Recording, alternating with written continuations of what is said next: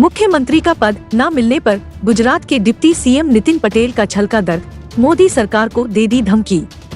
बता दें कि गुजरात में नया मुख्यमंत्री चुने जाने के कुछ ही घंटों बाद सूबे के डिप्टी सीएम नितिन पटेल ने कहा कि उन्होंने अपने जीवन में कई उतार चढ़ाव देखे हैं। उन्होंने कहा वो लोगों के दिलों में रहते हैं और उन्हें वहां से कोई नहीं निकाल सकता।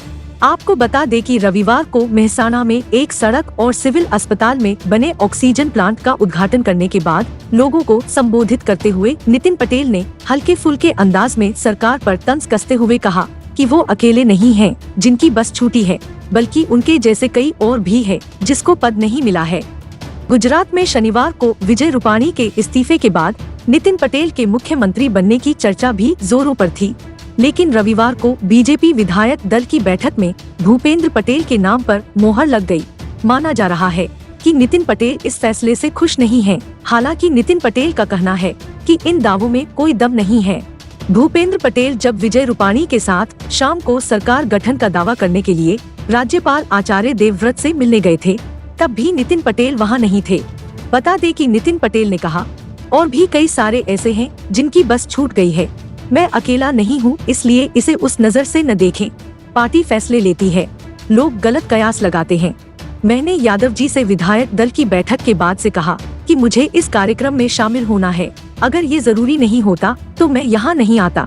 दरअसल रविवार को बीजेपी विधायक दल की बैठक के बाद नितिन पटेल वहाँ से निकल गए थे। इसी बारे में वो बता रहे थे कि वो बीजेपी के गुजरात प्रभारी भूपेंद्र यादव की अनुमति मिलने के बाद ही पार्टी दफ्तर से निकले थे। उन्होंने कहा, जब मैं यहाँ आ रहा था तो टीवी पर बहुत सारी चीजें चल रही थीं। मैं आपसे ये कहना चाहता हूँ कि मैं लोगों के वोटरों और पार्टी कार्यकर्ताओं के दिलों में रहता हूँ। मुझे वहाँ से कोई नहीं निकाल सकता। नितिन पटेल ने आगे कहा, मैं इन अटकलों से परेशान नहीं हूँ।